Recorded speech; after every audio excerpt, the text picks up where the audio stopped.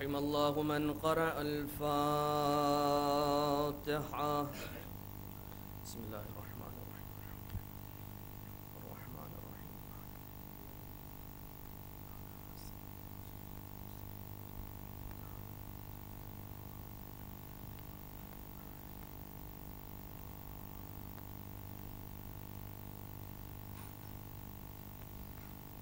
لا حول ولا قوة إلا بالله العلي العظيم.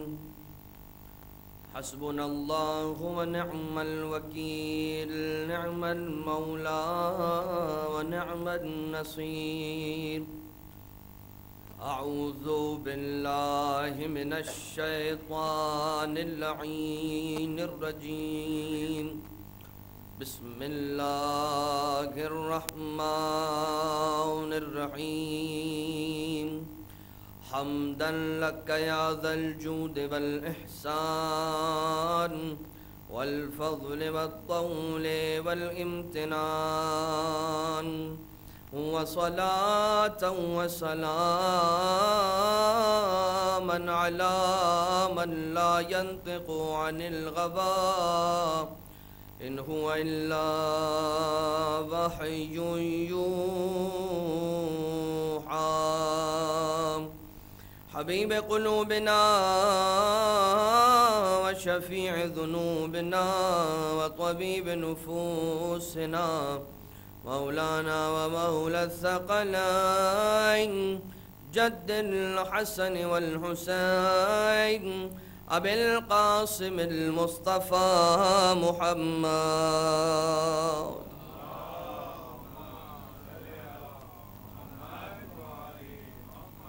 وعلى آله الذين أذهب الله عنهم الرجس وطهرهم تطهيرا.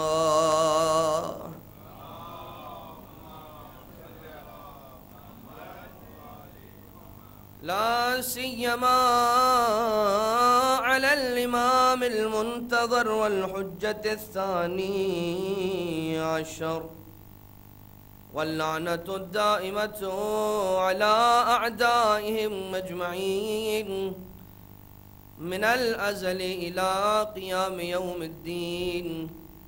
أما بعد، فقد قال الله تبارك وتعالى في محكم كتابه المبين وفرقانه المجيد وقوله الحق وهو أصدق القائلين.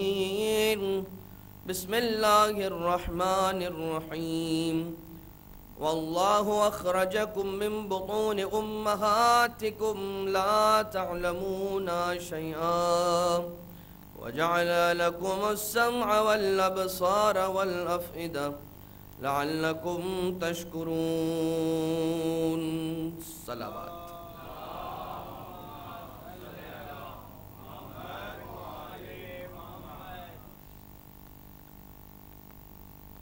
حضرات محترم، ہماری گفتگو کا یہ آج تیسرا سلسلہ ہے، اور وہ بات کہ جو انسان کو خدا تعالی نے نعمات الہیہ کے ذریعے سے سرفراز فرمایا، یہاں سے شروع ہوئی تھی۔ سورۃ النحل کی آیت نمبر 78 کو سرنامہ کلام بنایا گیا تھا، اور ہماری بات کا آغاز کچھ اس طرح سے ہوا تھا کہ وہی خدا ہے کہ جس نے تمہیں تمہاری ماؤں کی بدن سے سالت میں خارج کیا کہ کسی شے کا علم نہ رکھتے تھے، ہر شے سے لا علم تھے، اور اسی اللہ نے تمہیں قوت سماعت و بصارت و فکر عطا کر کے اس دنیا میں بھیجا، کیوں؟ لعلکم تشکرون، شاید کہ تم خدا تعالیٰ کے عطا کردہ ان نعمتوں کے ذریعے سے اس راستے کا پتہ لگا سکو کہ جس راستے پر چلنے سے خدا خوش ہوا کرتا ہے، اس کی رضا مندی حاصل ہوا کرتی ہے، اور جب اس کے راستے پر چلو گے تو پھر شکر گزاروں میں سے ہو جاؤ گے۔ پروردگار عالم نے جو نظام ہدایت رکھا ہے، اس کا قانون یہ ہے کہ اللہ تعالیٰ نے ہدایت دینے والے کو زمین پر پہلے بھیجا، جس نے ہدایت حاصل کرنی ہے وہ بعد میں آیا۔ اور یہ جو سلسلہ ہدایت اور سلسلہ امامت ہے خدا تعالیٰ کا نظام ہے، اگر کبھی کسی دور میں دنیا کے اندر دو افراد بھی ہوں تو ان دو میں سے ایک وہ ہے کہ جو خدا تعالیٰ کی جانب سے مقرر کردہ ہادی ہے، ہدایت کرنے والا۔ اور بالکل ابتدا میں ہمارے پاس جو کیس ہے اس میں حضرت آدم علیہ السلام ہادی ہیں، نبی ہیں، امام ہیں، رہنمائی کرنے والے۔ کس بات کی رہنمائی؟ راستے کی رہنمائی۔ کس راستے کی رہنمائی؟ کہ جو خدا تعالیٰ کا پسندیدہ راستہ ہے، ٹھیک۔ اور سارا کا سارا جو عقیدہ سزا و جزا ہے وہ اسی بات پر بیس کرتا ہے، اسی بات پر ٹکا ہوا ہے کہ انسان کس راستے کو اختیار کرتا ہے۔ سورہ حل اتی خدا تعالیٰ ارشاد فرماتا ہے کہ انا ہدیناہ السبیل اما شاکرا و اما کفورا، ہم نے تو اسے راستے کی ہدایت دے دی ہے، اب وہ اس کی مرضی ہے، یہ اس کی چوائس ہے، چاہے شکر گزاروں میں سے ہو جائے۔ اما شاکرن لعلکم تشکرون آیا تھا نا سورہ نحل کی آیت میں، یا تو چاہے تو اما شاکرن یا پھر اما کفورا، کفر کرنے والوں۔ عزیزان، خدا تعالیٰ نے انسان کو جس فطرت پر خلق فرمایا ہے، بلکہ اس سے پہلے اللہ تعالیٰ نے وہ پوری شریعت بنائی ہے، پوری شریعت، پورا قانون، اور اس قانون کے اندر ہدایت کرنے والے بھی ہیں، اس قانون کے اندر کچھ رولز اینڈ ریگولیشنز بھی ہیں کہ جسے دین اور شریعت کہا جاتا ہے، اور اس پورے سسٹم کو دین کہا جاتا ہے۔ دین کمپلیٹ کوڈ آف لائف۔ ہر بات انسان نے زندگی کیسے گزارنی ہے وہ اس دین کے احاطے کے اندر آپ کو مل جائے گی۔ جو مشکل، جو مرحلہ، جو بھی سوال ہوتا ہے، انسان پلٹتا ہے اور اس کا جواب دین سے حاصل کرنے کی کوشش کرتا ہے، چاہے وہ احادیث معصومین علیہ السلام میں تلاش کی جائیں یا مجتہد کے رسالہ عملیہ میں اس سوال کا جواب، اس مشکل کا حل تلاش کیا جائے، یا قرآن کریم کی آیتیں، یا سیرت معصوم، سیرت انبیاء۔ یہ سارا نظام اللہ نے بنایا، دین اللہ کا، ہادی اللہ کی طرف سے، یہ وعدہ خدا کا، ہدایت میری ذمہ داری۔ انا ہدیناہ السبیل، بتحقیق بے شک سبیل، راستے کی ہدایت ہم نے کی ہے، ہم کرتے ہیں۔ انا علینا للہدی و انا لنا للآخرۃ والأولی کہہ کر یہ بات بھی کہہ دی کہ دیکھو ہدایت کی ذمہ داری اگر ہماری ہے تو انا لنا للآخرۃ والأولی، تو پھر آخرت میں بھی سزا و جزا کا اختیار ہمارے ہاتھوں میں ہوگا۔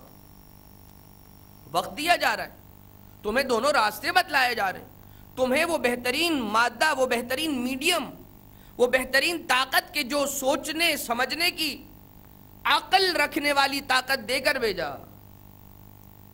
اب تم طے کرو اپنی عقل سالم سے، تمہیں اختیار بھی دیا، تمہیں آزاد چھوڑا، یہ نہیں رکھا کہ اگر جیسے ہی غلط راستے پر قدم رکھنے جاؤ گے تمہارے پیر جل جائیں گے، نہیں، آزاد ہو، مجبور نہیں، جبر نہیں کیا گیا، آزاد چھوڑا گیا۔ اور اگر آزادی نہ ہو تو پھر سزا و جزا کا کانسیپٹ نہیں رہتا۔ یا اللہ تو نے مجھے ایک راستے پر چلا کر، یا وہ اگر کہتے ہیں نا کہ ایک ٹوائے ہے، اگر اس میں کی کر دی جائے، اس کو چابی کر دیا اور اسے چھوڑ دیا جائے تو اپنی مرضی سے جس طرح سے اس کو ڈیفائن کر دیا جاتا ہے وہ اسی طرح سے حرکت کرتا رہتا ہے۔ مگر یہاں پر کیس یہ نہیں ہے، خدا تعالیٰ نے انسان کو عقل سلیم دے کر، ہدایت دے کر، وہ ہدایت مجھے نہیں ملی یا اللہ، میں نے امام بھیجا تھا، نبی بھیجا تھا، وسیع بھیجے تھے، قرآن تھی، قرآن جیسی کتاب تھی، انسان کے پاس کوئی چانس نہیں ہے، اتمام حجت ہو چکا ہے۔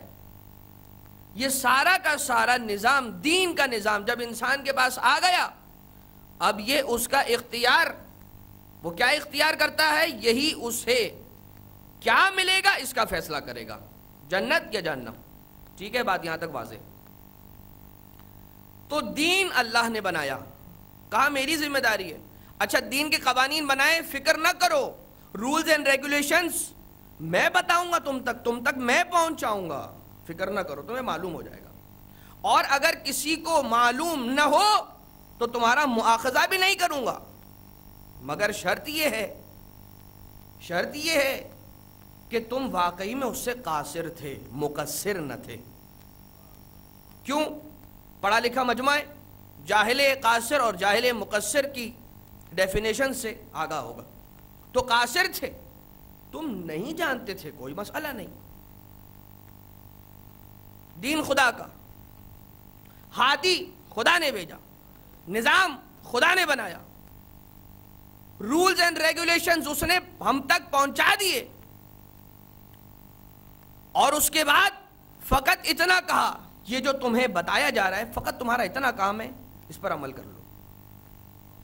اس کے بعد جنت اور کامیابی اور نجات کی ذمہ داری بھی خدا لے رہا ہے، ضمانت لے رہا ہے، وعدہ کر رہا ہے کہ اگر اس راستے پہ چلو گے تو یاد رکھو میری جنت ہے، میں تمہیں دوں گا. دین اللہ کا، ہادی خدا نے بھیجا. محنت ساری، اگر ہم اپنی انسانی زبان میں انسانی ذہن کو سمجھنا ہے نا، ساری تکلیفیں، ساری زحمتیں، وہ سلیبس بنایا گیا، وہ رولز اینڈ ریگولیشنز فائنل کیے گئے، وہ جو پہلے تھے آج بھی وہی ہے، اس میں کوئی امینڈمنٹ نہیں ہوا. انسان کسی ایک چھوٹے سے ادارے میں جاتا ہے، جب پہلے دن داخل ہوتا ہے رولز اینڈ ریگولیشنز کچھ اور ہوتے ہیں، جیسے ہی وہ اپنے پیر پھیلانے لگتا ہے تو پھر آرگنائزیشن بھی اپنے رولز اینڈ ریگولیشنز چینج کرنا شروع کر دیتی ہے. کوئی چینجز نہیں ہے. شرع محمد مستمر الی یوم القیامہ، مستمر ہے، کنٹینیوٹی ہے اس کے اندر. کتنا کریم ہے میرا مولا، کتنا کریم ہے میرا رب پروردگار، سب کچھ فراہم کر دیا. سوال بھی اس نے بتا دیا، جواب بھی اس نے بتا دیا، کس راستے پہ چلنا ہے وہ بھی اس نے بتا دیا. اس راستے پہ چلو گے تو ضمانت اور گارنٹی کامیاب ہونے کی وہ بھی خدا نے لے لی.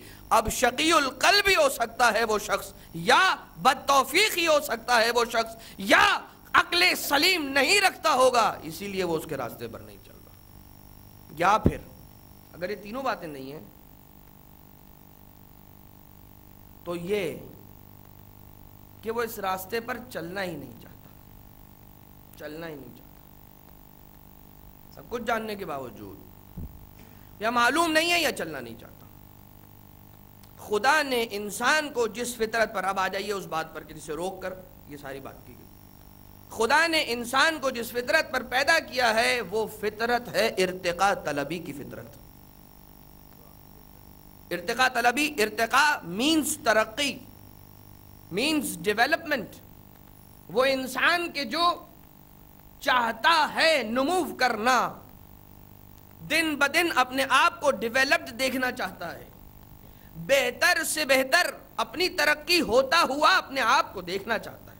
اس کی یہ فطرت میں رکھا ہے خدا نے، اس کی فطرت میں رکھا ہے. انسان، علامہ الطاف حسین علی ایک شاعر ہیں، ادیب ہیں، زبان اردو کے، انٹرمیڈیٹ اور بی کام وغیرہ کے پیپرز اگر ہمارے کو ایسے برادران ہیں کہ جنہوں نے پاکستان میں دیے ہیں تو ان کے نام پر موضوع بھی لکھنے کے لیے پیپرز میں آیا کرتا ہے اردو کے ایگزامز کے اندر. الطاف حسین علی، ان کا ایک شعر ہے، اسی ارتقاء طلبی جو انسان کی فطرت ہے نا اس کی عکاسی کر رہا ہے. یہ شعر ہے، جستجو کہ خوب سے ہے خوب تر کہاں، ہے جستجو کہ خوب سے ہے خوب تر کہاں، اب ٹھہرتی ہے دیکھیے جا کر نظر کہاں.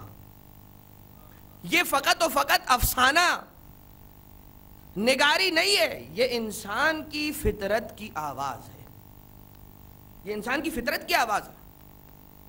اگر اس میں یہ ارتقاء طلبی کی فطرت موجود نہ ہو، اس میں یہ احساس نہ ہو کہ مجھے ہر آنے والے دن بہتر سے بہتر ہونا ہے، بہتری کی طرف جانا ہے، ایڈوانس ہونا ہے، اس کا مطلب یہ کہ اس کی فطرت میں تناسب نہیں ہے، اس کی فطرت بیلنسڈ فطرت نہیں ہے. اور سیدھی سی بات ہے، اور یہ فقط و فقط اقتصادی حوالے سے نہیں ہے کہ مال میرے پاس آج کتنا ہے کل بڑھ جانا چاہیے. یہ فقط و فقط علیکم السلام، یہ فقط و فقط اقتصادی حوالے سے نہیں ہے کہ آج میرے پاس اگر اتنا مال ہے آنے والے کل بہرحال میں چاہوں گا کہ اس میں اضافہ ہو جائے. اور شریعت نے بھی اس میں ممانعت قرار نہیں دی. یاد رکھیے عزیزو، شریعت آپ کو نادار دیکھنا نہیں چاہتی. شریعت آپ کو مفلس دیکھنا نہیں چاہتی. انسان بہتر سے بہتر زندگی گزارے، وہ چیزیں اور وہ نعمتیں کہ جو خدا تعالیٰ نے حلال قرار دی ہیں ان سے استفادہ کرے، کوئی ممانعت نہیں. خدا آپ کو مفلس و نادار تو نہیں دیکھنا چاہتا، مگر وہ آپ کو بخیل بھی نہیں دیکھنا چاہتا. اچھائی کے راستے سے کماؤ، نیکی کے راستے سے کماؤ اور نیکی کے راستوں پر لٹاؤ. نیکی کے راستوں پر لٹاؤ. خرچ کرنا تو بہت چھوٹا سا لفظ ہے عزیزو. اچھے راستوں سے کماؤ اور اچھے راستے پر لٹاؤ. تو فقط و فقط اگر انسان آج اس کے پاس اتنا مال ہے، کل اگر اس میں اضافہ نہ ہوا، وہ کیا تسلیم کرتا ہے؟ میں نقصان میں ہوں. اور آ جائیے اگر شعر و شاعری سے ذرا اوپر کی بات بھی کریں، ہمارے اور آپ کے مولا متقیان علی ابن ابی طالب علیہ الصلاۃ والسلام کا ارشاد گرامی ہے، فرماتے ہیں من ساواہ یومان فہوا مغبون. جس کے 2 دن ایک سے گزر جائیں، جس کے 2 دن ایک سے ہوں، فہوا مغبون. مغبون عربی زبان کا لفظ ہے، اس کے روٹ ورڈز آپ کی خدمت میں عرض کر دیتا ہوں. غین با نون، غبن.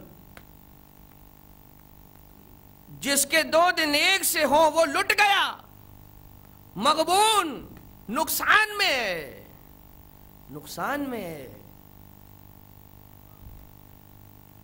فہوا مغبون من ساواہ یومان فہوا مغبون، وہ نقصان میں.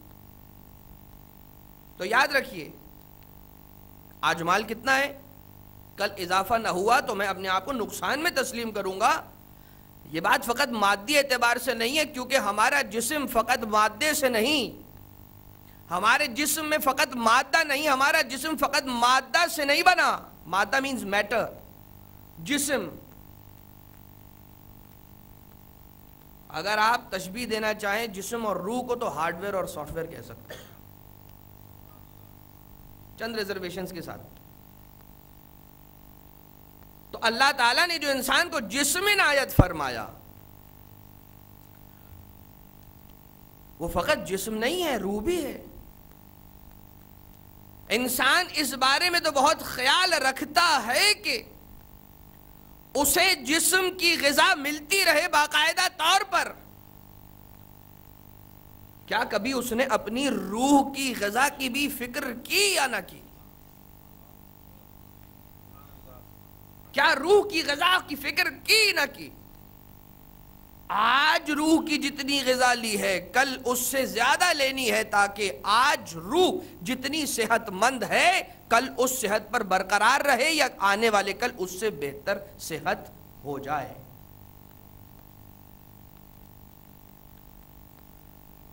بہت ہی آسان باتیں، فطرت انسان میں موجود باتیں اور سمجھ میں آنے والی باتیں. انسان کی روح، جیسے آج انسان جس ایمان کے مرحلے پر ہے، کل آنے والے دنوں میں اس کے ایمان کا درجہ بلند ہونا چاہیے. آج انسان کی معرفت جس لیول پر ہے آنے والے دنوں میں اس لیول میں اضافہ ہونا چاہیے. آج انسان کا علم جس درجے پر ہے آنے والے دنوں میں، آنے والے کل، آئندہ کل اس کے علم میں اضافہ ہونا چاہیے اور اسے محسوس بھی ہونا چاہیے. اگر اس کے 2 دن ایک سے گزر گئے، یعنی کہ آنے والے دن میں اسے کوئی اضافی چیز نہ ملی، فکر مند ہونا چاہیے. بالکل اسی طرح سے کہ جس طرح سے اگر جسمانی ضرورت پوری نہ ہو رہی ہو انسان فوراً پریشان ہو جاتا ہے، فکر مند ہو جاتا ہے، جس طرح سے روح کو اگر اس کی غذا نہ مل رہی ہو چاہیے کہ اس شخص کو فکر مندی لاحق ہو جائے، سوچ میں پڑ جائے، آخر یہ آج ہے، ہو کیسے گیا. کیوں؟ یہ بات پچھلی مجلسوں میں آ چکی ہے کہ جو فکر نجات رکھتا ہوگا ہدایت اسی کو ملے گی. جو ہدایت حاصل کرنا چاہتا ہوگا خدا کی ہدایت اسی کو ملے گی. جو خدا کی توفیق حاصل کرنا چاہتا ہوگا خدا کی توفیق اسی کو ملے گی. تو ایمان آج جتنا ہے کل اس میں اضافہ ہونا چاہیے. روح کی غذا آج جتنی لے رہا ہوں، یعنی کہ صحت روح کا بھی خیال رکھنا ہے صحت جسم کے ساتھ. اب آنے والے مومنین کے لیے عرض کر دیا جائے کہ انسان کو خدا تعالیٰ نے فطرت ارتقاء پر ترقی پسند، ترقی طلب، ارتقاء طلبی کی فطرت پر استوار اور بنایا ہے. اور امام علی علیہ السلام فرماتے کہ جس کے 2 دن ایک سے گزر جائیں اسے سمجھ لینا چاہیے کہ وہ نقصان میں. میں کل جس ایمان کے مرحلے پر اور درجے پر کھڑا ہوا تھا آج بھی میرا ایمان کا وہی لیول ہے، اس میں کوئی اضافہ ہی نہیں ہوا. کل میرے علم کا جو لیول اور میری نالج کا جو لیول تھا اور میرے وزڈم کا جو لیول تھا آج بھی اس لیول کے اندر کوئی اضافہ نہیں ہوا. کل امام علیہ السلام کی معرفت حاصل کرنے کے لیے میں نے جتنا علم حاصل کیا، جتنی سیرت پڑھی، جتنی ہسٹری پڑھی، امام کی لائف ہسٹری پڑھی، آج اس میں کوئی اضافہ نہ ہوا، فوراً فکر مند ہو جائے. کیوں؟ کیونکہ جیسے جیسے اضافہ ہوگا اس کا دل، اس کی روح، اس کا جسم، اس کا عقل، اس کی عقل درجہ کمال تک پہنچے گی، رشد تک پہنچے گی. آپ دیکھ سکتے ہیں اگر کسی شخص کا خدا نخواستہ، خدا تعالیٰ سب کو بیماریوں سے بچا کر رکھے، اگر خدا نخواستہ، بلکہ میں کارٹون کی مثال دے دوں. کارٹون کو کارٹون کیوں کہا جاتا ہے؟ چونکہ اسے دیکھ کر ہنسی آتی ہے. اسے دیکھ کر ہنسی کیوں آتی ہے؟ اس لیے کہ جس تناسب میں اس کی تصویر کشی کی جانی چاہیے، اس کو جس بیلنس کے ساتھ ڈرا کیا جانا چاہیے اس کو اس بیلنس کے ساتھ ڈرا نہیں کیا جاتا. مطلب کہیں پر اس کارٹون میں بنا ہوا سر نارمل سر سے زیادہ بڑا ہوتا ہے. کہیں پر وہی شخص کے جس کا کارٹون بنایا جا رہا ہو، جس بیلنس اور جس سائز کا اس کا ہاتھ نارمل کنڈیشنز میں ہوتا ہے، اس کی نسبت کارٹون میں جو ہاتھ بنایا گیا وہ چھوٹا ہے. سر بڑا ہو گیا، ہاتھ چھوٹے ہو گئے، باڈی پوری چھوٹی ہو گئی، سر کو سب سے بڑا کر دیا. اگر انسان کا جسم ترقی کرتا رہے، آگے بڑھتا رہے، نمو کرتا رہے، نرش کرتا رہے، لیکن اگر اس نے اپنی روح پر توجہ نہ دی، یاد رکھیے اس کا جسم بدنما ہو جائے گا، اس کی روح بدنما ہو جائے گی. یعنی اس کا جسم کہیں اور جا رہا ہوگا، اس کی روح وہیں پر کھڑی ہوئی ہوگی، وہیں پر رکی ہوئی ہے. اس میں کوئی ترقی نہیں ہو رہی، اس میں کوئی بہتری نہیں آ رہی، اس میں کوئی اضافہ نہیں ہو رہا. تو آج اگر جتنا علم ہے کل اس میں اضافہ ہونا چاہیے. آج جتنی معرفت ہے آنے والے دنوں میں اس معرفت کے اندر اضافہ ہونا چاہیے. ایمان کا جو درجہ آج ہے کل اس ایمان کے اندر اضافہ ہونا چاہیے. آج مجھے خدا پر اور ائمہ پر جتنا توکل ہے آنے والے دنوں میں اس توکل میں اضافہ ہونا چاہیے، بڑھوتری ہونی چاہیے. اب توکل کی جب بات آ گئی تو یہ بھی سن لیجئے کہ توکل ایک ایسی نعمت ہے کہ جس شخص کے پاس توکل ہوتا ہے، یا نعمت توکل جس شخص کے پاس ہوتی ہے، پھر اسے دنیا کی کسی طاقت سے خوف نہیں ہوتا۔ توکل وکلا سے نکلا ہے، وکیل بھی وکلا سے نکلا ہے۔ جو خدا کو اپنا وکیل بنا دے تو پھر اسے دنیا کے وکیلوں سے ڈر نہیں لگتا، جو ائمہ کو اپنا وکیل بنا دے تو پھر دنیا والوں سے اس کے دل میں کوئی خوف نہیں رہتا۔ اسے جو مشکل آتی ہے ہاتھوں کو جوڑتا ہے، دامن کو پھیلاتا ہے، در اہل بیت پر پہنچ جاتا ہے، یا علی اے مشکلات کے حل کرنے والے میری اس مشکل کو حل کر دے۔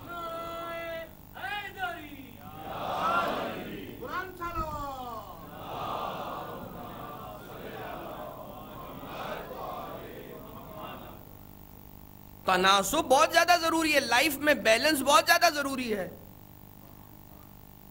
اور جب یہ بیلنس آؤٹ ہوتا ہے تو پھر سارے مشکلات یہیں سے شروع ہوتی ہیں۔ ٹھیک ہے، علم کہا گیا آج جتنا ہے کل زیادہ ہونا چاہیے، معرفت، ایمان، توکل، سیرت کا مطالعہ۔ دیکھیے غزہ کی فکر کرنے کی تو بات میں اس لیے نہیں کروں گا کہ کہا جائے نہ کہا جائے برابر ہے، ہو نہیں سکتا کہ کوئی شخص اپنے جسم کی فکر نہ کرے، مگر جو انسان کبھی غافل ہو جاتا ہے، کوئی بھی وجہ ہو، اس کا جو ریزن ہوتا ہے کچھ بھی ہو، جس انسان اپنے جس جز کی پرواہ نہیں کر پاتا یا اسے نگلیکٹ کر دیا کرتا ہے یا اسے اگنور کر کے آگے بڑھ جاتا ہے، وہ اس کی روح ہے۔ علم کہاں سماتا ہے؟ دل میں، اور کہاں سے ہو کر دل تک پہنچتا ہے؟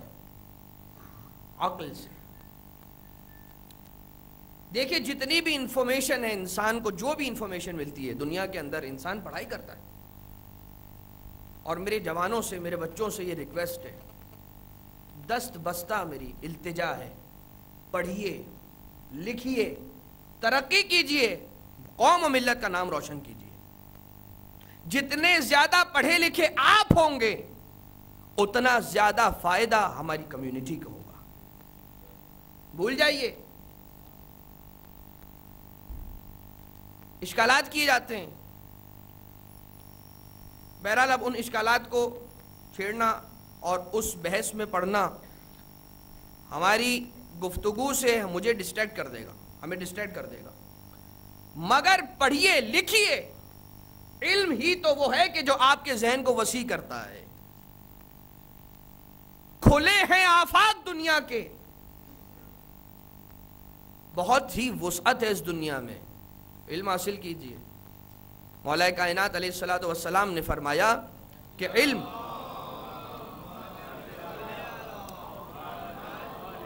مومن کی گم شدہ چابی ہے، اسے جہاں سے مل جائے حاصل کر لے، یہ اس کی چیز ہے۔ اپنی چیز سمجھ کر انسان کہیں پر پڑی ہوئی دیکھتا ہے، کیسے اس کی طرف لپکتا ہے، ارے یہ تو میری چابی ہے، ارے یہ تو میرا سیل فون ہے، ارے یہ تو میرا پین ہے، یہ میرا والیٹ ہے۔ کتنا تیزی کے ساتھ ہم اس چیز کی طرف کہ جو اپنی ہو لپکتے ہیں، مگر ہم علم کی طرف کیوں نہیں لپکتے؟ وجہ، چیز تو ہماری تھی، والیٹ تو ہمارا تھا، مگر ہمیں پہچان ہی نہیں تھی۔ اگر وہ سامنے بھی پڑی ہوگی ہم اسے ہاتھ نہیں لگائیں گے، کنفیوز ہی رہیں گے، آیا یہ میرا ہے یا نہیں۔ تو پہچان ہونا بھی ضروری ہے۔ علم حاصل کیجئے، اپنے ذہن کو کھولیے، سیکھیے، عمل کیجئے، تو دماغ سے ہوتا ہوا علم دل میں اترتا ہے۔ ٹھیک، سٹوریج۔ ہم اور آپ کیا سمجھتے ہیں؟ انسانی آنکھیں ہیں کہ جو دیکھتی ہیں؟ کیا وہ انسان کے کان ہیں کہ جو سن رہے ہیں؟ نہیں۔ کیا یہ زبان ہے کہ جو چکھ رہی ہے؟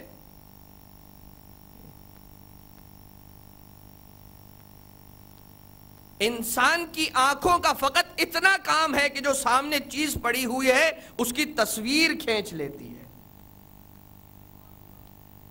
انسان کی آنکھ کا فقط اتنا کام ہے کہ جو سامنے چیز پڑی ہوئی ہے اس کی تصویر کھینچ لیتی ہے.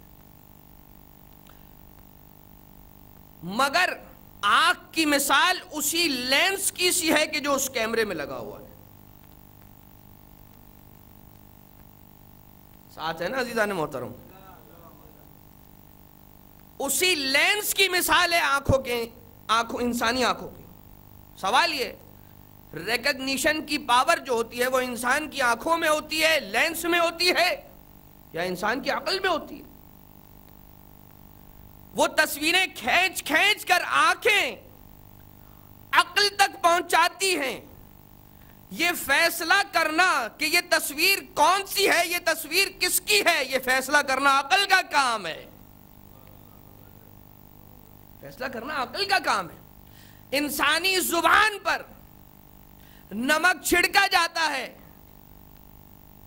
مگر وہ جو ٹیسٹ آف سالٹ ہے وہ زبان کے ذریعے سے عقل سمجھتی ہے. زبان کے ذریعے سے عقل سمجھتی ہے. اس کو طے کرنا کہ یہ ٹیسٹ کون سا ٹیسٹ ہے، سویٹ ہے، بٹر ہے، سالٹی ہے، یہ طے کرنا عقل کا کام ہے. میڈیم زبان ہے. انسان کے کانوں کے ذریعے سے آواز کان کے وسیلے سے، آواز کان کے واسطے سے دماغ تک پہنچتی ہے. دماغ طے کرتا ہے یہ کون سی آواز ہے، کس کی آواز ہے. تو اس کا مطلب یہ ہوا کہ انسان کی عقل آج جتنی صحت مند ہے وہ فائدے میں اسی وقت ہوگا آنے والے دن اس کی عقل اتنی ہی یا اس سے زیادہ صحت مند ہو. اسی وقت وہ فائدے میں، ورنہ پھر وہ نقصان میں. من ساوا و یومان فہو مغبون.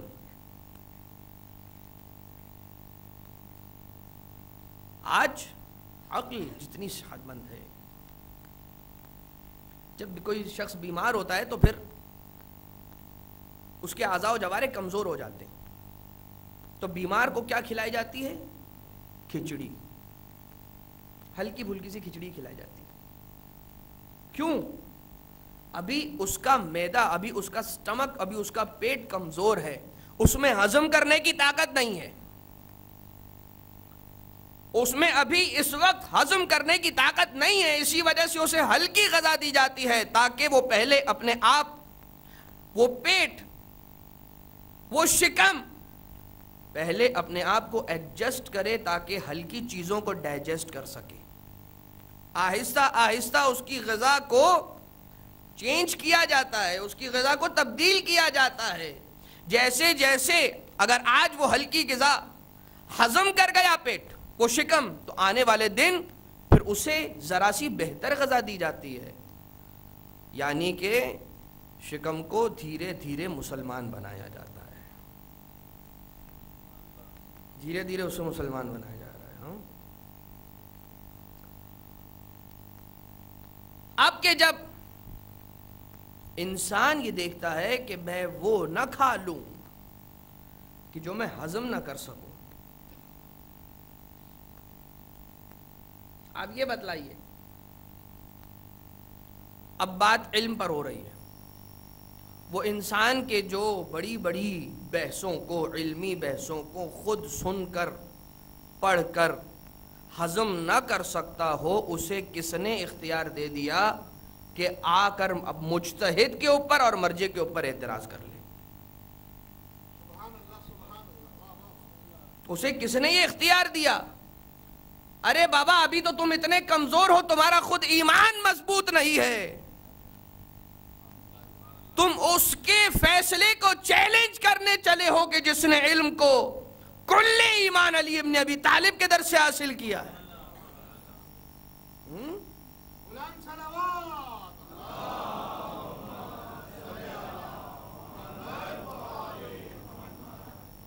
عقل رشد ابھی کمال کو نہیں پہنچا، ابھی میچیور نہیں ہوا، اس کا ذہن میچیور نہیں ہوا.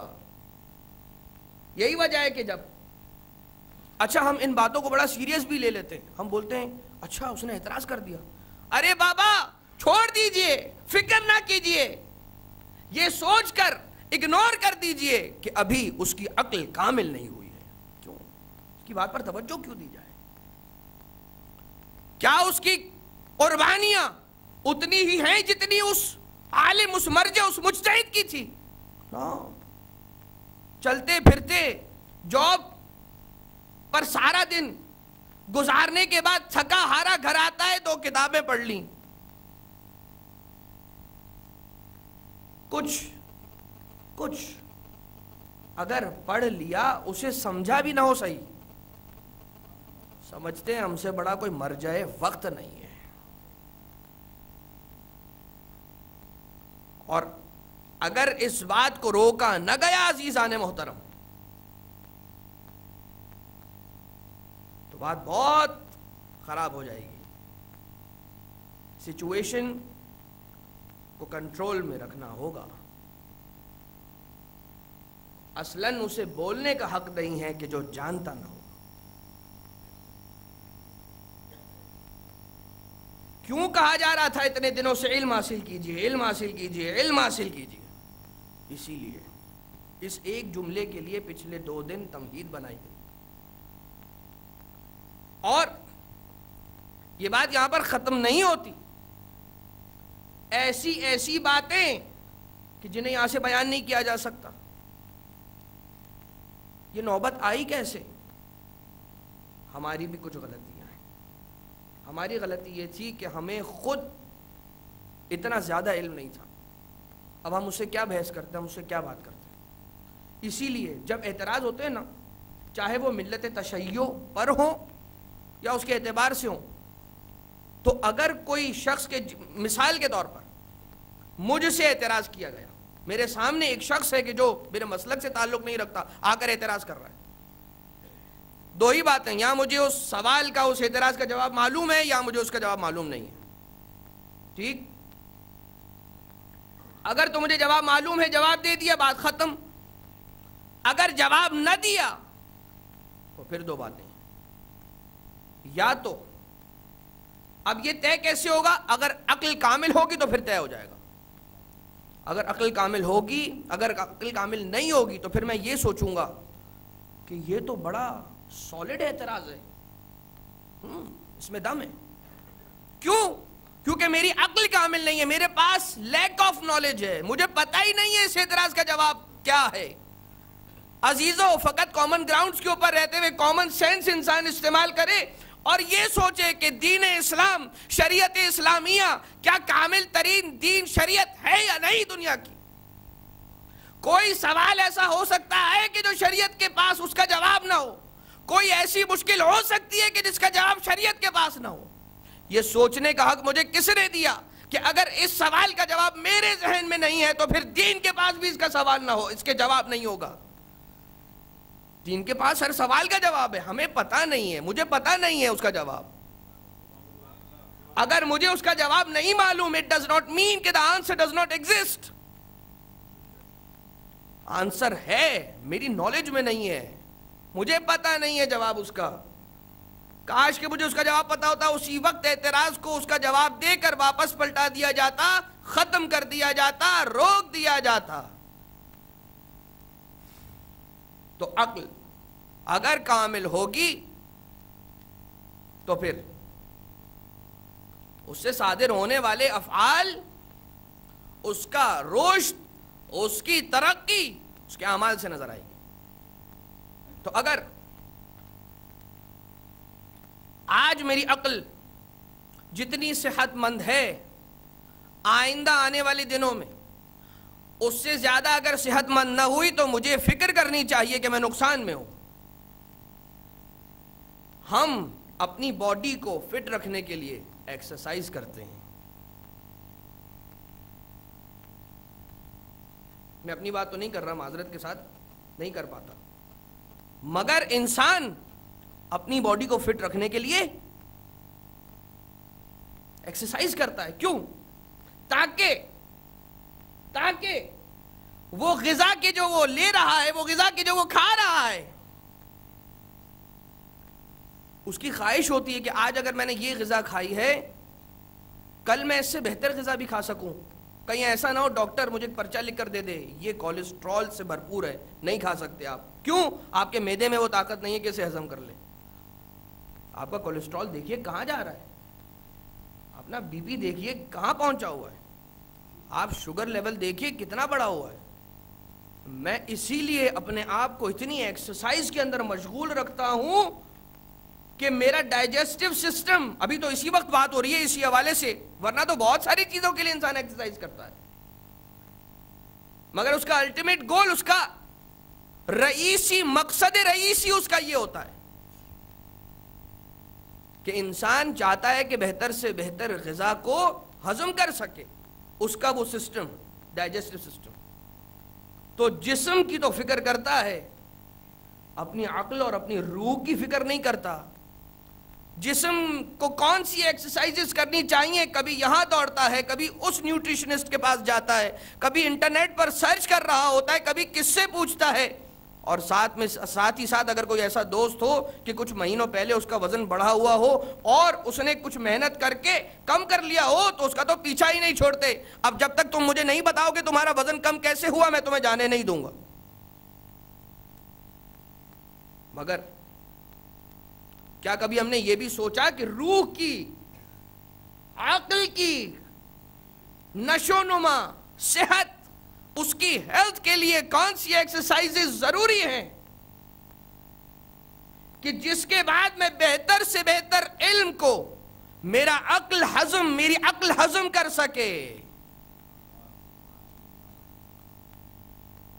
وہ کون سی ایکسرسائز ہے کہ جس ورزش کے ذریعے سے میری عقل میری روح اتنی زیادہ وسیع ہو جائے کہ بہتر سے بہتر علم کو قبول کر سکے، اس کو ہضم کر سکے۔ علم، مال، پیسہ، مال کسی کی تجوری میں اگر رکھا ہوا ہو تو کیا فائدہ دے گا؟ پڑا رہے گا۔ لیکن اگر وہ پیسہ رول ہوتا رہے، کسی نہ کسی کام آتا رہے، کہیں نہ کہیں پر انویسٹ کیا جاتا رہے، یعنی کہ وہ جو ایک مشہور مقولہ ہے، پیسہ پیسے کو بناتا ہے، وہ کیوں ہے؟ کیونکہ جتنا زیادہ وہ مال ریوالو ہوگا، استعمال ہوگا، اس مال سے مزید مال بڑھتا جائے گا۔ اگر پڑا رہے، اس سے کوئی استفادہ نہ کیا جائے تو وہ تو یوں ہی پڑا رہے گا۔ اپنے بچے کو ہم نے 2 ریال دیے اور اس کے بعد ہماری خواہش یہ تھی، اس کی ضد یہ تھی، جو بھی کہیے، اور وہ اس مال کو لے کر گھر سے نکلا۔ اگر تو اس سے وہ پیسے گر کر کھو گئے تو پیسے ضائع ہو گئے، ایٹ لیسٹ اب اس کے تو فائدے میں نہیں آ سکتے وہ پیسے۔ لیکن اگر اس بچے نے کسی دکان سے کوئی سویٹ، کوئی بھی اس کی پسندیدہ شے خرید لی، اسے کھا لیا، وہ اس کے جسم کا جز بن گئی، کام آ گئی۔ ساتھ ہیں عزیزو، وہ پیسہ ضائع نہ ہوا، اگرچہ خرچ ہو گیا، مگر اس نے اپنی صورت بدل لی، ٹرانسفارم ہو گیا۔ وہ 2 ریال، وہ پیسہ خرچ ہو کر جسم پر لگ گیا، اب جسم کا حصہ بن گیا۔ پیسہ اب بھی موجود ہے مگر صحت اور ہیلتھ کی فارم میں۔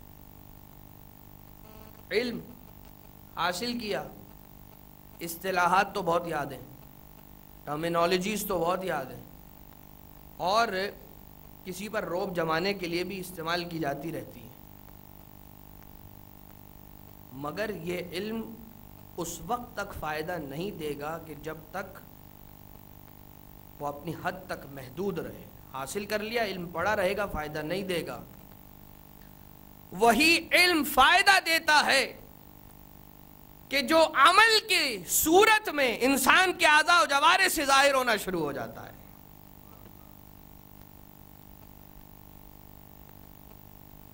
اور اگر یہ علم نہ ہو تو پھر جو اعتراضات آتے رہتے ہیں پھر ان کے جوابات دینا بڑا مشکل ہو جاتا ہے. اور یہی وجہ ہوتی ہے کہ پھر انسان بعض اوقات اپنا ایمان کھو بیٹھتا ہے، بعض اوقات اپنا دین کھو بیٹھتا ہے، بعض اوقات اپنا مسلک کھو بیٹھتا ہے، بعض اوقات دائرہ اسلام سے خارج ہو جاتا ہے. کیوں؟ علم نہیں تھا، اس کے پاس جواب نہیں تھا. اب وہ اعتراض چاہے عقائدی ہو، چاہے فقہی ہو، چاہے کلامی ہو، کوئی بھی اعتراض، جب عمل ہوگا، اطاعت ہوگی، تو پھر یہ علم انسان کو فائدہ دے گا. اور اس علم تک اور اس اطاعت تک انسان کیسے پہنچا؟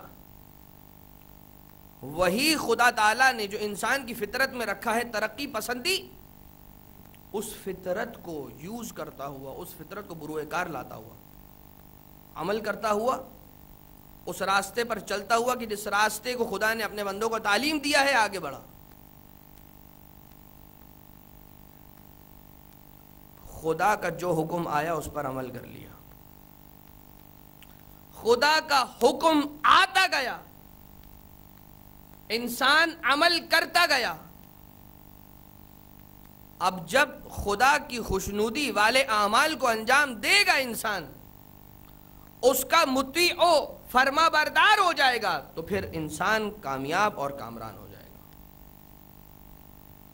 یہی وجہ ہے کہ ہمیں تاریخ کے اندر ایک ایسا بندہ خدا کا نظر آتا ہے. ایک حدیث قدسی پڑھ لوں اس سے پہلے. بحار الانوار کی جلد نمبر 27، جلد نمبر 27 میں یہ حدیث قدسی علامہ شیخ محمد باقر مجلسی نے لکھی ہے. حدیث قدسی کیا ہے؟ عبدی اطعنی حتی اجعلک مثلی، اے میرے بندے میری اطاعت کر اتنی کہ میں تجھے مجھ جیسا بنا دوں. فوراً اعتراض کیا جائے گا، مولانا خدا جیسا بننا، تو ایک علمی جواب، یہاں پر خدا تعالی نے حتی اجعلک مثلی کہا ہے، مثلی نہیں کہا. اگر مثل کہا ہوتا تو پھر سوال کیا جا سکتا تھا. جو افراد ذرا سی آشنائی رکھتے ہیں ان کے لیے جواب کافی ہوگا.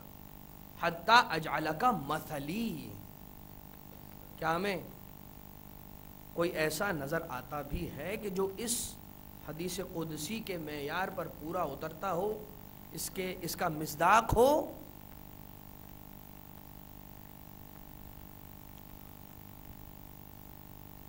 سوائے ایک کے. دیکھیے اطاعت میں اپنے آپ کو کس طرح سے لبریز کیا علی ابن ابی طالب نے. دیکھیے کس طرح سے. میں جانتا ہوں کہ جب یہ میں نے کہا تھا تو آپ میں سے زیادہ تر افراد یہ سمجھ گئے تھے کہ مولا کائنات امیر ممکنات علی ابن ابی طالب علیہ السلام کی بات ہو رہی ہے. مگر کس انداز سے آقا اعمال انجام دیتے جاتے ہیں. حکم خدا آیا، رسول کا اشارہ ہوا، علی علیہ السلام نے اسے منزل عمل تک پہنچا دیا. خدا کا حکم آتا گیا، علی علیہ السلام اس پر عمل کرتے گئے. اب ہاتھ علی کے ہیں، مگر وہی کرتے ہیں کہ جو خدا چاہتا ہے. آنکھیں وہی دیکھتی ہیں کہ جو خدا دیکھنا دکھانا چاہتا ہے. کان وہی سنتے ہیں کہ جو خدا سنانا چاہتا ہے. اب ہاتھ علی کے نہ رہے، ہاتھ ید اللہ بن گئے، آنکھیں عین اللہ بن گئیں، کان اذن اللہ بن گئے، زبان لسان اللہ بن گئی. علی کا سارا جسم اطاعت خدا بندی میں اتنا لبریز ہو گیا کہ خدا سے منسوب ہو گیا.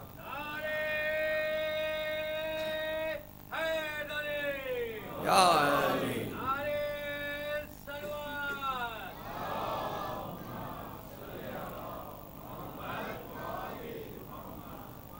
اور اگر یہ سمجھ میں نہیں آ رہا تو پھر ایک مثال بھی سن لیجیے.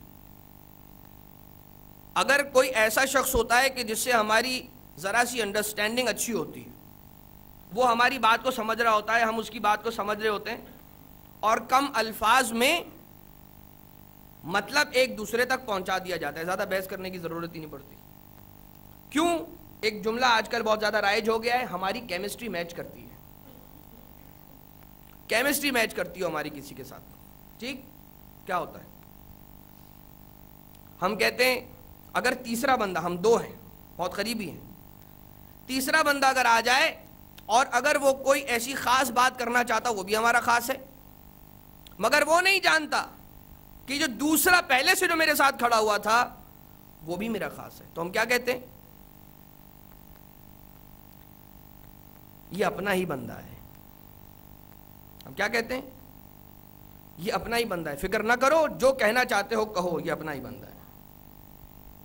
علی علیہ الصلاۃ والسلام کے ہاتھ وہی کرتے ہیں کہ جو خدا چاہتا ہے، آنکھیں وہی دیکھتی ہیں کہ جو خدا چاہتا ہے، کان وہی سنتے ہیں کہ جو خدا چاہتا ہے. اس کا مطلب یہ ہوا اب علی کی آنکھیں وہ کر نہیں سکتی کہ جو خدا کی ناراضگی کا سبب بنتا ہو. اب علی کی آنکھیں وہ دیکھ نہیں سکتی کہ جس کے ذریعے سے خدا کی ناراضگی کا سبب بنتا ہو. علی کے قدم وہاں چل کر جا نہیں سکتے کہ جہاں جانے سے خدا کی مرضی نہ ملتی ہو. جب تک خدا کی رضامندی کسی کام میں شامل نہ ہو، علی ابن ابی طالب وہ کام کرتے نہیں ہیں. اب یہ ہاتھ علی کا ہوتا ہوا بھی ید اللہ خدا کا ہاتھ بن گیا ہے.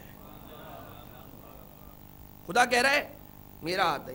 کیوں؟ خدا جانتا ہے اس سے وہی کام ہوتا ہے کہ جو میری مرضی ہوتی ہے، یعنی کہ اس میں کوئی خدا کے ساتھ علی کو شریک نہیں بنایا جا رہا. علی کی اطاعت کا کمال بتایا جا رہا ہے اس جملے کے ذریعے سے کہ علی علیہ السلام خدا کی اتنی بات مانتے ہیں کہ خدا کو فخر ہوتا ہے علی کے ہاتھ کو اپنا ہاتھ کہنے میں.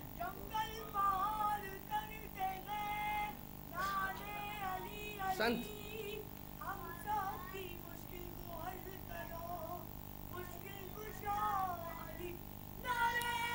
آخر تک سارے جواب دیں گے. یا علی یا علی.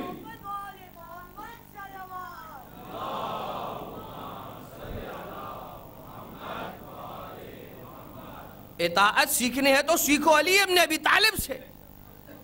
یہ نہ کہو کہ علی کی فضیلت سمجھ نہیں آتی، خود کو اس قابل بناؤ کہ تمہارا ذہن فضیلت علی ابن ابی طالب کو قبول کرنے کے قابل ہو جائے. اپنے آپ کو، اپنے ذہن کو اتنا وسیع کرو، اتنا کھولو. علی کی فضیلت پر اعتراض نہ کرو، اپنی عقل کو درست کرو.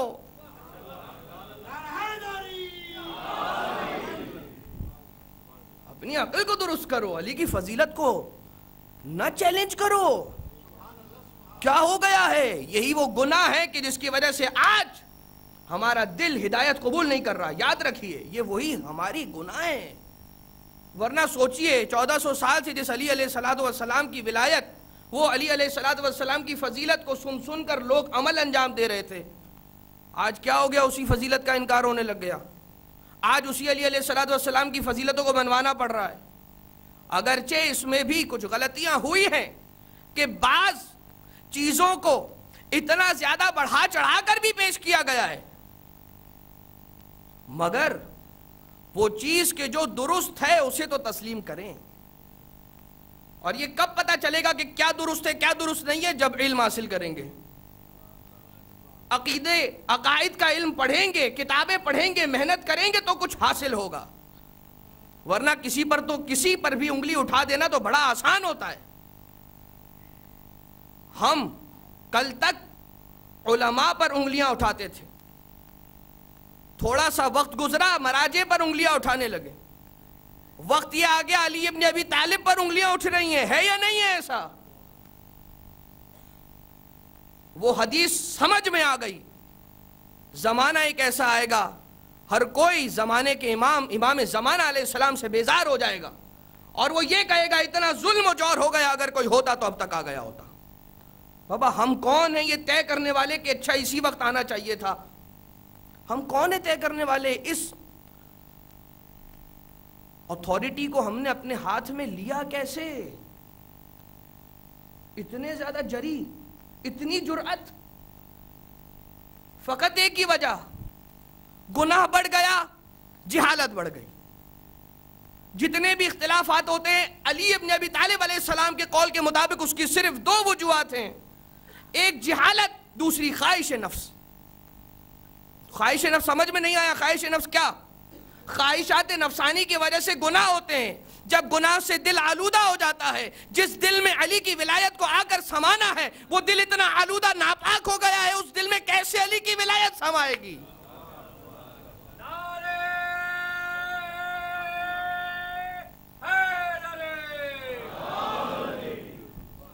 ہمیں تو اپنے بچوں کو محبت اہل بیت کا درس دینا ہے، آتی نسلوں تک، قیامت تک یہ امانت ہے، ہمارے دل میں ہے، اپنے بچوں کو دینی ہے، ان کے بچوں تک پہنچنی ہے۔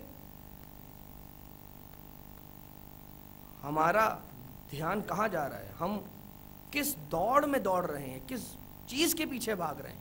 ہم کیا چاہتے ہیں؟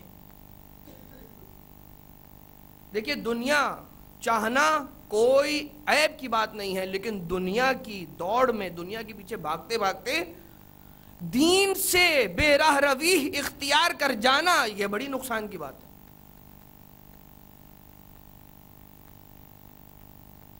دامن وقت میں اب کوئی گنجائش نہیں رہی، فقط آخری ایک بات چھوٹی سی۔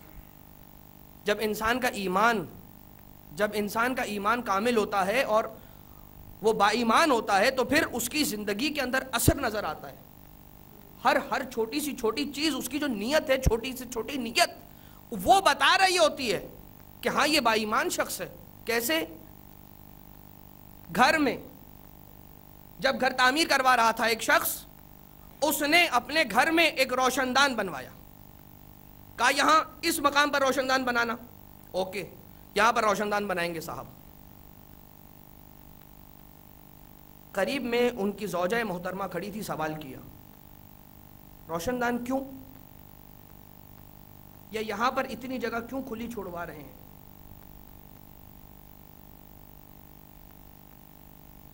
دو جوابات ہو سکتے ہیں اس کے، یا یہ کہے کہ اس لیے کہ اسے روشن دان ہی کس لیے کہا جاتا ہے؟ روشنی آئے، اندھیرا نہ رہے۔ یا وہ یہ کہے اس جگہ کو اس لیے کھلا چھوڑا جا رہا ہے کہ یہاں سے وقت نماز اذان کی آواز آئے۔ جس کا جیسا ظرف اس کی ویسی نیت، اور جس کی جیسی نیت اس کو ویسی مراد ملتی ہے۔ اور جب آقا حسین ابن علی علیہ السلام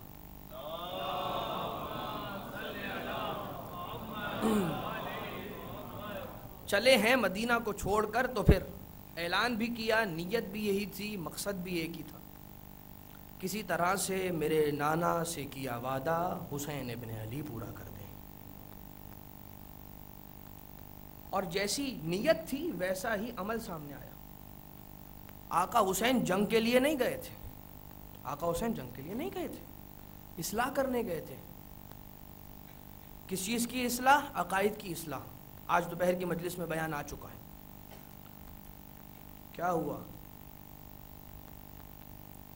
چھوٹے چھوٹے بچوں کو بھی لے گئے آقا، خواتین کو بھی لے گئے۔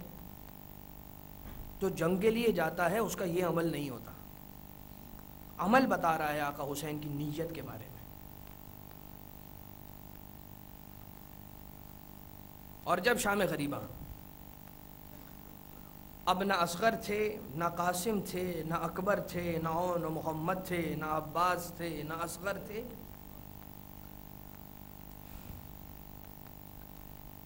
خیمے جل چکے ہیں، آقا حسین کا بے سر کا لاشا کربلا کی تپتی زمین پر پڑا ہوا ہے، کوئی سہارا دینے والا نہیں ہے۔ کسی نہ کسی کے لاشے کو کوئی نہ کوئی آ کر لے گیا۔ حسین کا لاشا وہ تھا کہ جو کربلا کی زمین پر پڑا رہا، کوئی نہ تھا دفنانے والا۔ کسی نے آگے بڑھ کر یہ نہ کہا کہ یہ ہمارے رسول کا نواسہ ہے حسین، ہمیں دفنانا ہے۔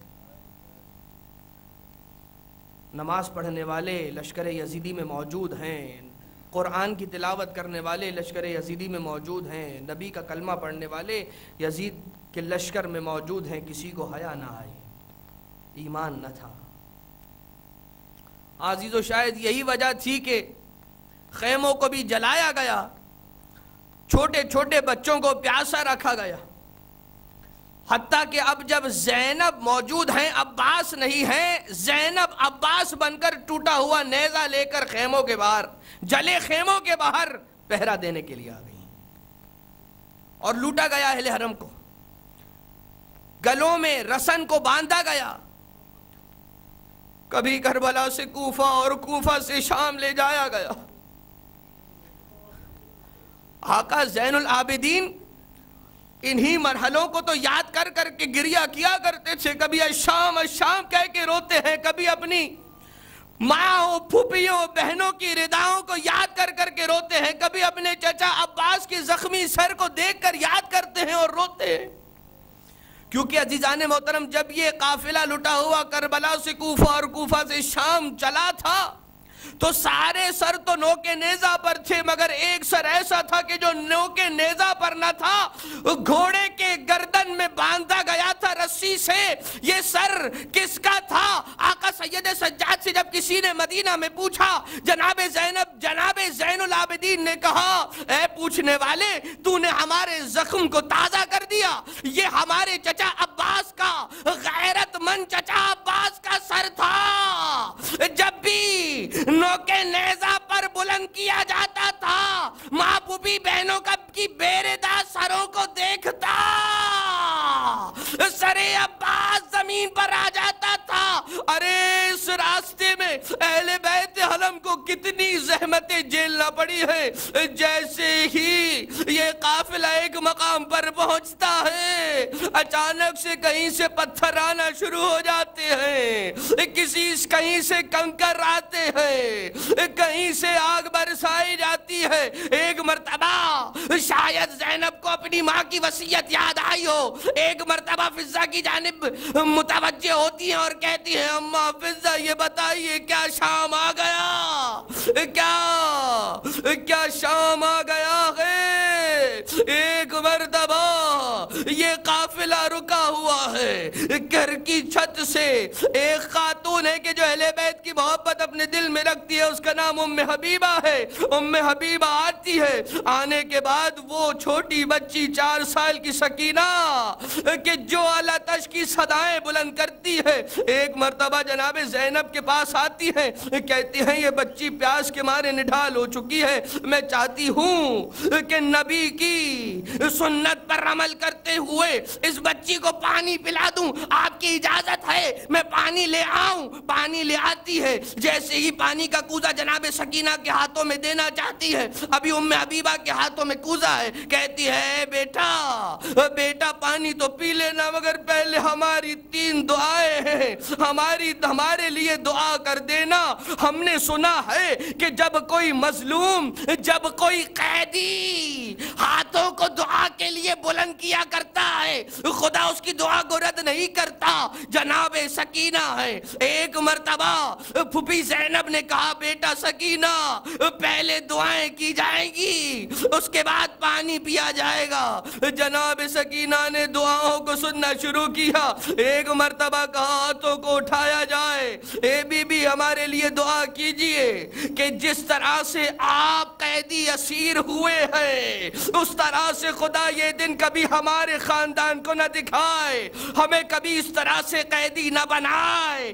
چھوٹے چھوٹے ہاتھ سکینہ کے بلند ہوئے، یہ دعا مکمل ہوئی۔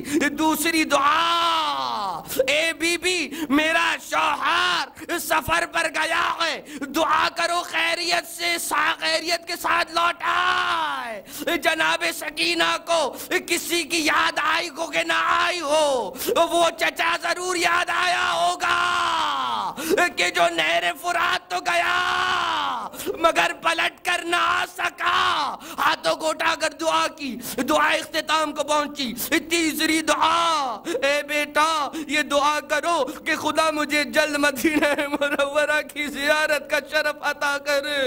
جناب زینب نے اپنے شہر کا نام سنا، دل نرم ہوا، ایک مرتبہ سوال کیا، اے بی بی مدینہ جا کر کیا کرو گی بی بی؟ جناب ام حبیبہ یہ کہتی ہیں، بی بی میں مدینہ جاؤں گی، وہاں میری شہزادی ہے فاطمہ زہرا موجود ہے، وہاں پر ان کا بڑا ہنستا کھیلتا گھرانہ ہے، حسین ابن علی میرے آقا وہاں رہتے ہیں، میں ان کی بھی زیارت کروں گی، اور میری شہزادی میرے سر کا تاج زینب کبریٰ بنت علی و فاطمہ ہیں، میں ان کی زیارت کا شرف حاصل کروں گی۔ جناب زینب نے کہا، اے بی بی اگر حسین و زینب کو دیکھو گی تو پہچان لوگی۔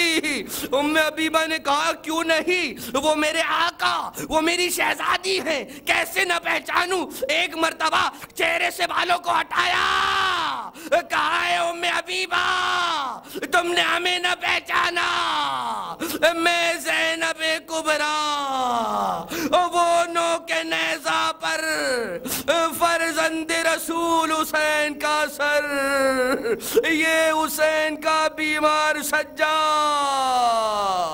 وا محمد وا مصیبت،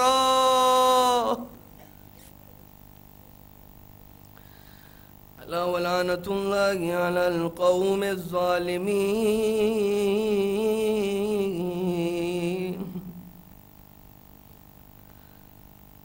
وسيعلم الذين ظلموا أي منقلب ينقلبون۔ بار اللہ تجھے واسطہ محمد و آل محمد کا ہمارے اس توسل کو اپنی بارگاہ سے مقبول و منظور فرما۔ اے خدا تجھے واسطہ اہل بیت کرام کے اس حق کا کہ جو تو نے اپنی ذات پر واجب کیا ہے، تمام کو دین و ایمان پر عمل کرنے کی توفیق عنایت فرما۔ اے خدا تجھے واسطہ جوہر علم سے ہم سب کو منور اور مزین فرما، ہماری عقلوں کو کمال کی منزل تک پہنچا۔ اے خدا اس راستے پر چلنے کی توفیق عنایت فرما کہ جو اہل بیت کا راستہ ہے، خدا کا راستہ ہے، انبیاء کا راستہ ہے۔ اے خدا ہمارے دلوں میں وہ نور کہ جو محبت اہل بیت کا نور ہے، اے خدا اسے ہمیشہ سے ہمیشہ تک سلامت رکھ۔ اے خدا تمام جتنے بھی دنیا میں کہیں پر مریض مومنین مومنات ہیں، خاص طور پر منظور نظر مومنین مومنات مریض، تمام کو بحق امام موسیٰ کاظم علیہ السلام شفایابی عنایت فرما۔ امام زمانہ کے ظہور میں تعجیل فرما، ہمیں آپ کے مخلص انصار میں شمار فرما۔ ربنا تقبل منا انکا انت السمیع العلیم وتب علینا انکا انت التواب الرحیم۔ سید خاور عباس شدید بیمار ہیں، ان کے لیے دعائے صحت کی التماس ہے، اور آیت مجیدہ کی تلاوت کی درخواست آئی ہے۔ شب جمعہ ہے، شب قبولیت دعا ہے۔ آج کی رات خدا تعالیٰ ہر ساعت میں، ہر ایک گھنٹے میں 6 لاکھ اہل جہنم کو آزاد کرنے والا ہے۔ اے خدا اگر خدا نخواستہ میرا تعلق، میرا شمار، ہمارا شمار خدا نخواستہ ان افراد میں سے ہے کہ جو اہل جہنم ہے، آج کی رات کہ جہاں تو اتنے لاکھوں اتنے ہزاروں افراد کو آتش جہنم سے آزاد کرنے والا ہے، اے خدا اس میں ایک میرا نام بھی شمار فرما۔ آج کی رات شب جمعہ ہے، سارے کے سارے ملائکہ انبیاء جمع ہوتے ہیں، کہاں؟ زمین کربلا پر زیارت حسین ابن علی کے لیے۔ علی ابن ابی طالب خود نجف سے تشریف لے جاتے ہیں کربلا اپنے بیٹے کی زیارت کرنے کے لیے۔ وہ ماں کہ جو فاطمہ زہرا ہیں، اپنے بیٹے کو چکیاں پیس کر پالا، وہ آج کی رات وہیں کربلا میں ہوگی۔ اے خدا آج کی رات ہمارا شمار بھی ان افراد میں سے فرما کہ جنہوں نے زیارت امام حسین کو انجام دیا۔ ایک برادر مومن ہندوستان میں، انڈیا میں شدید تکلیف میں ہیں۔ ان کی دختر ہیں کہ جو آئی سی یو میں ہیں۔ تمام محبان اہل بیت کی جو بھی مشکلات ہیں ان کی دوری کے لیے، اس بچی کی شفایابی کے لیے 5 مرتبہ آیا اما یجیب کا ورد کریں گے، سارے مل کر پڑھیے گا۔ بسم اللہ الرحمن الرحیم، أَمَّن يُجِيبُ الْمُضْطَرَّ إِذَا دَعَاهُ وَيَكْشِفُ السُّوءَ أَمَّن يُجِيبُ الْمُضْطَرَّ إِذَا دَعَاهُ وَيَكْشِفُ السُّوءَ أَمَّن يُجِيبُ الْمُضْطَرَّ إِذَا دَعَاهُ وَيَكْشِفُ السُّوءَ أَمَّن يُجِيبُ الْمُضْطَرَّ إِذَا دَعَاهُ أَمَّن يُجِيبُ الْمُضْطَرَّ إِذَا دَعَاهُ وَيَكْشِفُ السُّوءَ۔ ایک سورہ فاتحہ کی التماس سے مرحوم غلام حسین بنت زہرا مرحومہ اور جملہ مومنین مومنات